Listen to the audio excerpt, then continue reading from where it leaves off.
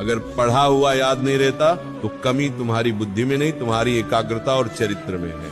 आज की वाणी से वह अग्नि निकलेगी जो तुम्हारे दिमाग के जालों को जलाकर राख कर देगी। अगर अपनी बुद्धि को लोहे से फौलाद बनाना है तो इस चर्चा को अंत तक पीना होगा। तुम रोते हो कि तुम भूल जाते हो, तुम परेशान हो कि परीक्षा सिर पर है और दिमाग खाली है। ये हार मान लेने का समय नहीं है। विद्या तो माँ सरस्वती का प्रसाद है और प्रसाद लेने के लिए हाथ नहीं, हृदय साफ होना चाहिए। आज वृंदावन की इस पावन छाया से हम वह गुप्त रहस्य खोलेंगे जो बड़े बड़े विद्वानों ने अपनी तपस्या से पाए हैं। पढ़ा हुआ याद रखना कोई चमत्कार नहीं, ये एक साधना है। अगर तुम थक चुके हो रट्टा मार मार कर, तो आज इस फकीर की बात सुन लो। तुम्हारी बुद्धि का द्वार खुल जाएगा और ज्ञान तुम्हारे भीतर ठहरने लगेगा। तू कहता है कि याद नहीं रहता, मैं कहता हूँ तुझे सब याद रहता है। तुझे वो पिक्चर की कहानी याद है जो तूने 3 साल पहले देखी थी। तुझे वह गाली याद है जो किसी ने बचपन में दी थी। तुझे वह अपमान याद है जो किसी ने भीड़ में किया था। फिर किताब क्यों भूल जाता है? इसका कारण है राग और द्वेष। तेरा मन वहीं ठहरता है जहाँ उसे रस मिलता है। तुझे पढ़ाई में रस नहीं मिल रहा, तुझे पढ़ाई एक बोझ लग रही है। जब तक तू विद्या को भार समझेगा वह तेरे भीतर नहीं टिकेगी।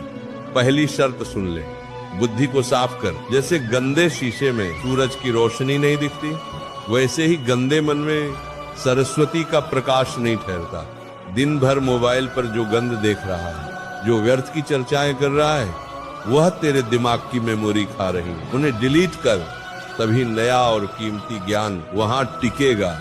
भगवान श्री कृष्ण गीता में कहा है, अभ्यासेन तु कौन्तेय, तू एक बार पढ़कर विद्वान बनना चाहता है, नहीं बनेगा। विद्या तपस्या मांगती है, मंथन कर। जैसे दूध को मथने से मक्खन निकलता है, वैसे ही पढ़ने के बाद किताब बंद कर और आंखें मूंद कर सोच कि तूने क्या पढ़ा। उसे मन ही मन दोहरा, लिख कर देख। जो हाथ से पन्ने पर उतर जाता है वह बुद्धि में छप जाता है। तेरा हाथ तेरी बुद्धि का साथी होना चाहिए। याददाश्त का सीधा संबंध तेरी ओज शक्ति से है। अगर तू अपने वीर का नाश करेगा, गंदी सोच रखेगा, तो तेरी नसें कमजोर हो जाएंगी। फिर तू कितनी भी बादाम खा ले, कुछ याद नहीं रहेगा। सात्विक भोजन कर, तामसिक चीजों से दूर रहे। सात्विक आहार से बुद्धि शुद्ध होती है। आहार शुद्धौ सत्ततो शुद्धि।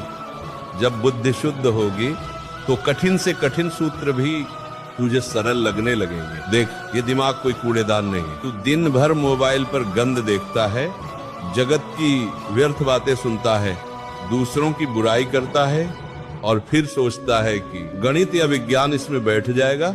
कैसे बैठेगा? तेरी मेमोरी तो